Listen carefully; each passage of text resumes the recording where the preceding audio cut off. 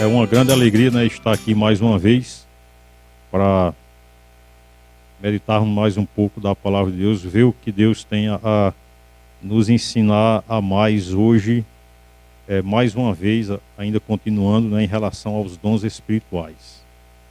Eu espero, irmãos, que no final dessa série, aí quem está fazendo aqui, a gente venha saber muito a respeito dos dons espirituais. A gente não vai ter nenhuma desculpa de sermos ignorantes em relação aos dons.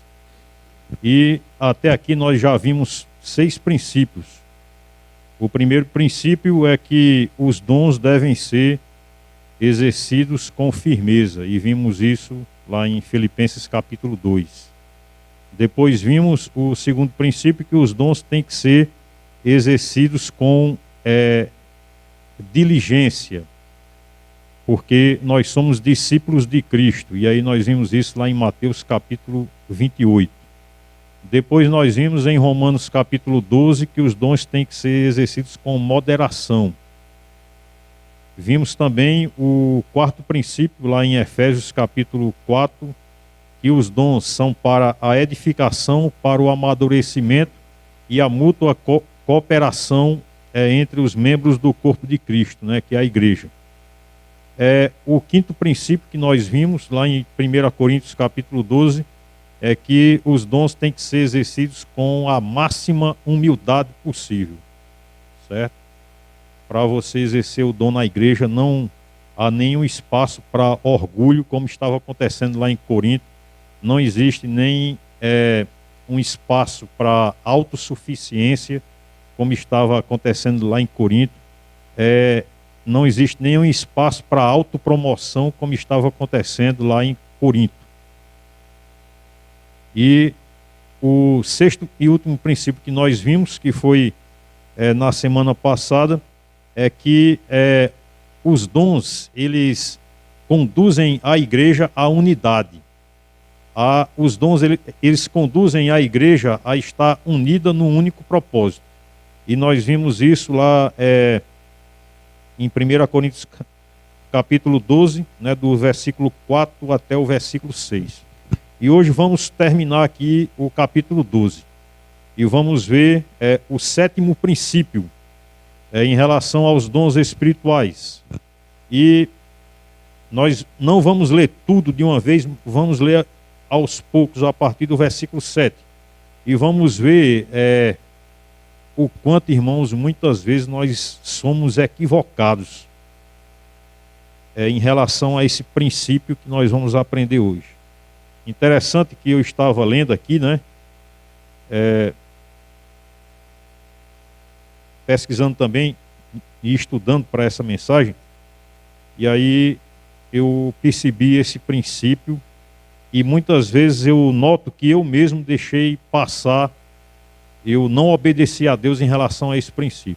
No versículo 7, né, começa assim: a manifestação do Espírito é concedida a cada um visando a um fim proveitoso, porque a um é dada, mediante o Espírito, a palavra da sabedoria, a outro, segundo o mesmo Espírito, a palavra do conhecimento, a outro, no mesmo Espírito, a fé, e a outro, no mesmo Espírito, dons de curar, a outro, operações de milagres, a outro, profecia, a outro, discernimento de espíritos, a um, variedade de línguas, e a outro, capacidade para interpretá-las. Mas um só e o mesmo Espírito realiza todas estas coisas, distribuindo-as como lhe apraz a cada um individualmente. Vamos ler aqui até aqui. 1 Coríntios 12, e eu li do 7 até o 11. Vamos parar por enquanto aqui nesse versículo 11. E nós vemos aqui claramente, né, que fica evidente aqui o porquê, não é, dos dons nos conduzirem à unidade na igreja. Nesses versículos que eu acabei de ler fica evidente isso. O motivo pelo qual os dons na igreja nos convergem para nós andarmos em unidade na igreja. E esse motivo é que nós somos membros de um mesmo corpo. Mesmo que a gente seja diferente um do outro, né? Mesmo que eu tenha meu jeito de ser, mesmo que você tenha seu jeito de ser, mas nós fazemos parte do mesmo corpo, nós fazemos parte da mesma igreja. Nós somos membros da mesma igreja, nós somos membros do mesmo corpo, né? E eu estou falando aqui não é nem igreja local, eu estou falando aqui no sentido de igreja universal, né? O corpo de Cristo. Eu posso ser diferente de você, você pode ser diferente de mim, você pode pensar diferente de mim em relação a muitas coisas, você pode ter uma opinião, eu posso ter outra em relação a determinadas coisas e até em determinadas coisas na igreja, mas nós fazemos parte do mesmo corpo. E como nós fazemos parte do mesmo corpo, um único Espírito é o responsável em repartir os dons a cada um de nós. O mesmo Espírito é o responsável para distribuir os dons. E isso até parece como algo repetitivo nessa série de estudos que eu trouxe aqui. E de fato, isso é repetitivo mesmo na igreja. Parece que Deus quer repetir isso várias vezes na Bíblia, de que o Espírito Santo, ele é unicamente o responsável em distribuir os dons na igreja. E como é uma única pessoa, o Espírito Santo, quem distribui os dons, e aqui diz como apraz a ele, né, no versículo 11, ou seja, da maneira como ele quer, a quem ele quer e o dom que ele quer, ou seja, quem decide é o Espírito Santo no repartimento dos dons. Então isso implica que o Espírito Santo, como ele é um só, então ele tem um único objetivo em distribuir os dons a essa variedade de pessoas e a essa variedade de membros que tem na igreja. Né? Nossa igreja aqui é muito pequena, ela não tem uma grande variedade de membros. Mas mesmo que a nossa igreja local aqui, ela seja pequena, mas o mesmo Espírito foi quem distribuiu os dons a cada um de nós e, obviamente, nisso ele tem o mesmo objetivo, que é nós andarmos em unidade. Os dons, não é, reforçando o que foi dito na semana passada, os dons eles têm que ser exercidos na igreja para que nós sejamos unidos nesta igreja. Não há espaço para desunião na igreja de Cristo. Não há espaço para divisão na igreja de Cristo. Não há espaço para falta de unidade na igreja de Cristo. Porque nós fazemos parte de um só corpo e uma única pessoa, o Espírito Santo, é quem distribui os dons soberanamente. Ele não pergunta a nós, Leonardo, qual é o dom que você quer. Não, ele não pergunta. Ele não pergunta para Jamir, qual é o dom que você quer. Ele não pergunta, ele distribui e ele dá o dom da maneira como ele quer, da maneira como ele planejou. Né? Deus é organizado e, obviamente, tudo que ele faz já foi planejado antes dos tempos. Então, essa questão de nós sermos membros de um só corpo é uma evidência de que os dons devem nos conduzir à unidade. O Espírito Santo ele é soberano, né? E isso vai contra muita teologia falsa que existe por aí, de pessoas até que dizem que o Espírito Santo não é uma pessoa, de que o Espírito Santo ele é meramente uma força. Nós vemos aqui no versículo 11 que ele tem vontade, ele tem volição, ele tem vontade, ele tem soberania e ele decide. É ele quem decide em relação aos dons na igreja, não somos nós, certo? Não é eu que decido, nem é você que decide. É o Espírito Santo quem decide, né? Por exemplo, nós vimos aqui uma apresentação de flautas e, de fato, a gente percebe que o Marcos tem um dom de ensinar música. Mesmo que ele não tenha um curso, mesmo que ele não seja formado ainda, né, em música, mas ele tem essa habilidade, esse dom dado por Deus, eu acredito. Claro que é uma habilidade dele. Claro que, humanamente falando, ele tem essa habilidade. Mas, em relação ao serviço na igreja, foi o Espírito Santo quem deu a ele esse dom e esse irmão está exercendo esse dom até nos dias de hoje. né? É o Espírito Santo quem decide, não somos nós, é Ele quem é soberano, porque Ele é Deus. No versículo 12: porque assim como o corpo é um e tem muitos membros, e todos os membros, sendo muitos, constituem um só corpo, assim também com respeito a Cristo.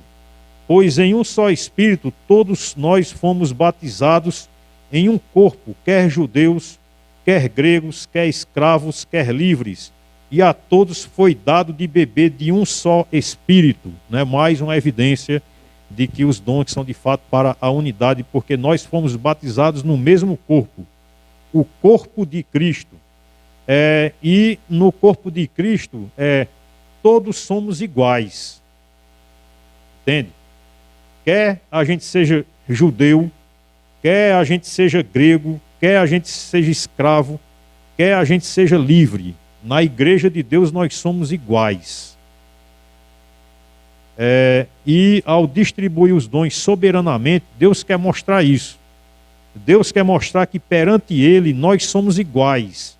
E por isso Ele distribui os dons soberanamente da forma como Ele quer, porque nós somos iguais. Então eu posso até ser um engenheiro.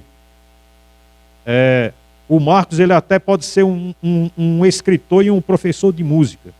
A Val que pode muito bem ser, ela pode ser uma teóloga, uma escritora, né? A Imaculada, ela é uma professora, mas aqui todos nós somos iguais. Aqui não tem ninguém melhor do que ninguém. Aqui não tem ninguém digamos assim, numa hierarquia espiritual maior do que o outro. Não tem. Todos nós somos iguais.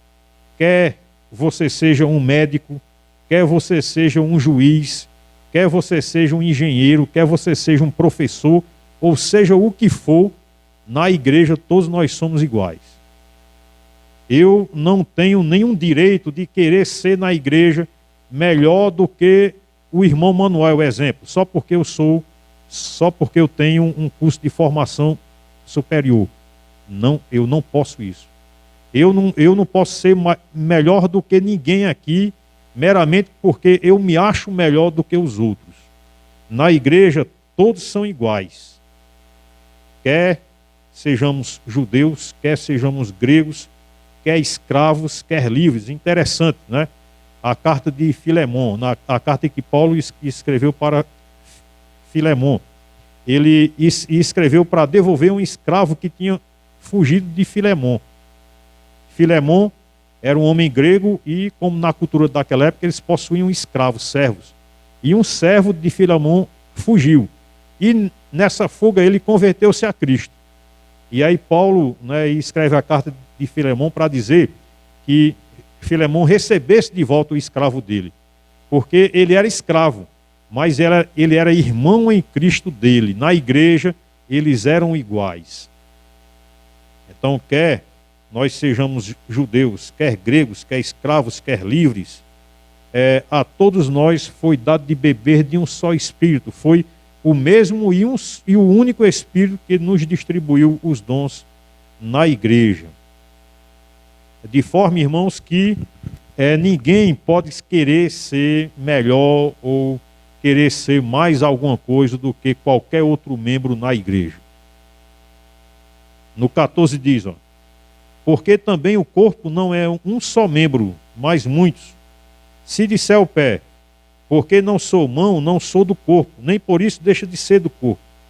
Se o ouvido disser, porque não sou olho, não sou do corpo, nem por isso deixa de o ser. Se todo o corpo fosse olho, onde estaria o ouvido? Se todo fosse ouvido, onde o olfato? Mas Deus dispôs os membros, colocando cada um deles no corpo como lhe aprouve. Se todos, porém, fossem um só membro, onde estaria o corpo? O certo é que há muitos membros, mas um só corpo.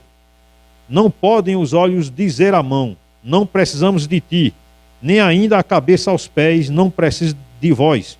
Pelo contrário, os membros do corpo que parecem ser mais fracos são necessários, e os que nos parecem menos dignos no corpo, a estes damos muito maior honra. Também os que em nós não são decorosos, revestimos de especial honra, mas os nossos membros nobres não têm necessidade disso. Parando aí na metade do versículo 24. Nós somos iguais na igreja. Nós bebemos do mesmo Espírito. Nós recebemos os dons do mesmo Espírito. É verdade que o meu dom pode não ser o dom que você tem. Nem o dom que você tem pode ser o meu dom. Mas nós somos iguais. Nós somos do mesmo corpo. E é aqui que surge o sétimo princípio, né, que eu queria mostrar aqui. Como os dons eles são distribuídos soberanamente pelo Espírito Santo. Como nós somos iguais, como aqui na igreja não tem ninguém que é melhor que o outro, então o princípio que o texto aqui quer mostrar, como nós vamos ler nos versículos posteriores, é que nós necessitamos uns dos outros. Ao exercermos os nossos dons na igreja, nós temos que pensar nisso. Nós nunca podemos esquecer que nós necessitamos dos outros membros. Por exemplo, meu corpo, ele necessita da minha mão para que eu possa tocar e pegar os objetos. Sem a minha mão, o meu corpo não será completo. O meu corpo precisa dos meus olhos para que eu possa ver, para que eu possa enxergar, para que eu possa ver o caminho pelo qual eu estou andando, para não tropeçar, digamos assim. O meu corpo precisa dos meus pés e das minhas pernas. Sem ele, eu vou ser incompleto. Sem ele, sem os meus pés, meus movimentos vão ser limitados.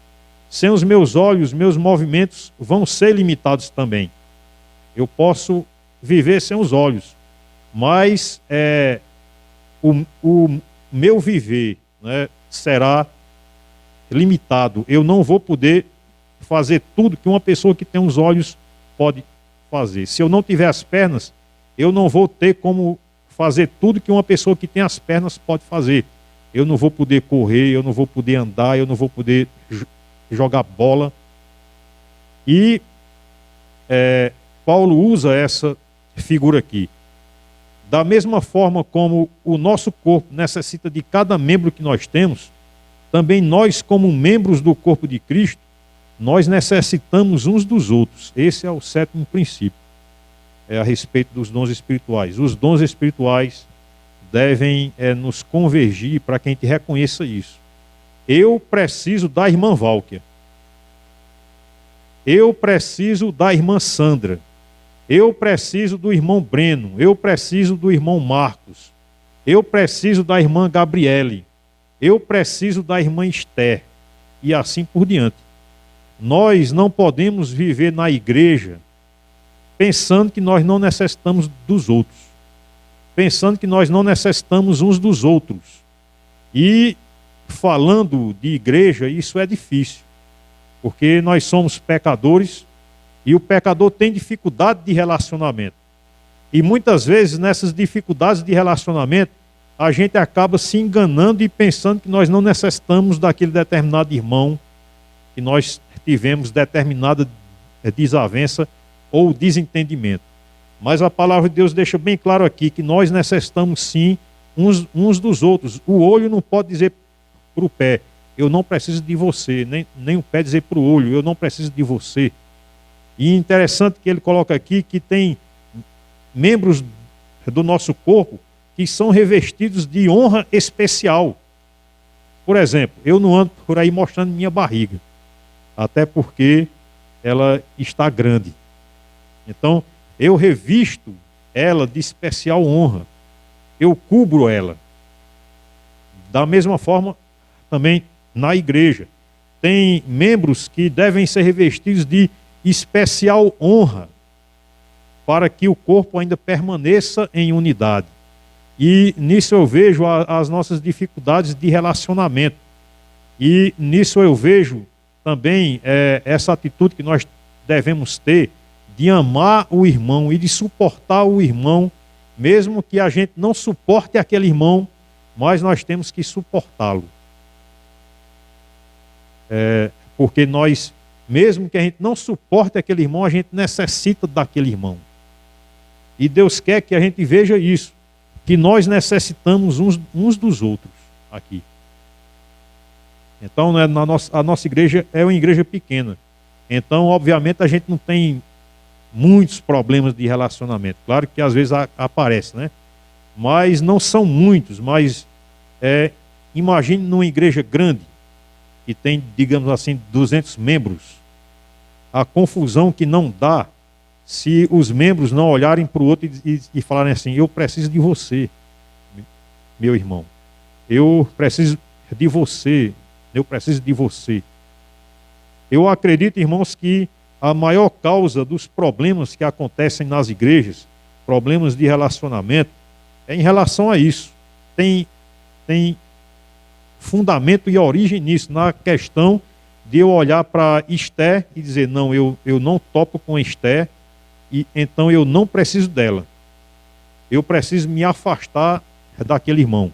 Eu preciso manter distância daquele irmão.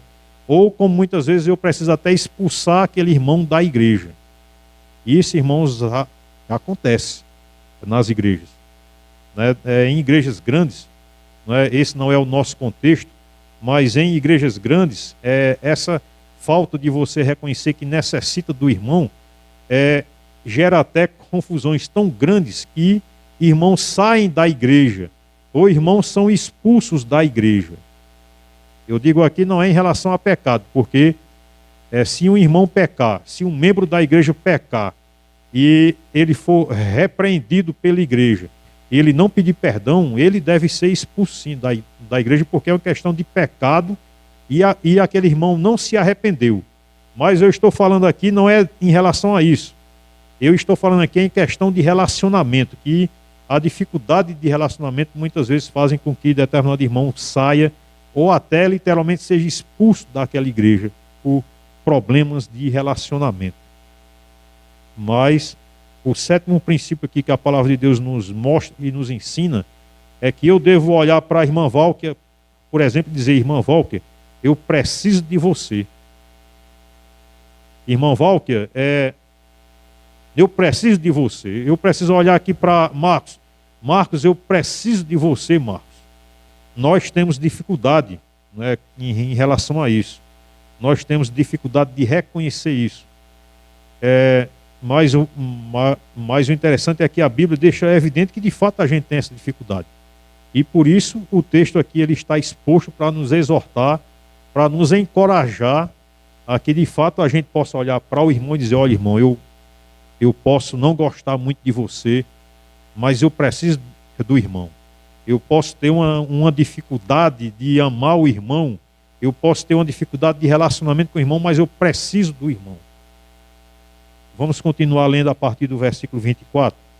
Contudo, Deus coordenou o corpo, concedendo muito mais honra àquilo que menos tinha, para que não haja divisão no corpo. Pelo contrário, cooperem os membros com igual cuidado em favor uns dos outros. Esse sétimo princípio, né, que é a questão de eu necessitar do outro irmão que é membro da igreja, deve me levar a cooperar com esse irmão na igreja e não me afastar dele. E irmãos, eu confesso que eu já pequei muito em relação a isso.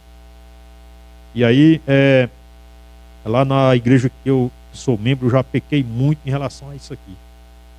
Eu muitas vezes não quis cooperar com determinado irmão lá na igreja, só porque eu não concordava com as ideias dele, só porque eu tive desavenças com ele, não desavenças, mas falta de entendimento e falta de acordo em relação às ideias que ele tinha e as minhas ideias, né, que se chocavam.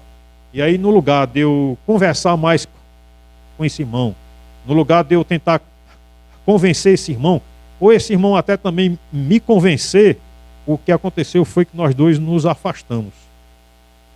Certo? E até, se esse irmão ele estiver assistindo, se ele assistir essa pregação pela internet, ele vai lembrar disso. Né? Que eu, de fato, eu pequei em relação a isso. Né? O pecado de não olhar para ele e dizer: olha, irmão, mesmo que a gente não bata nas ideias, mesmo que a gente não concorde, mas vamos conversar aqui, ver no ponto comum que a gente pode chegar, vamos ver o que a gente pode fazer, porque eu preciso do irmão.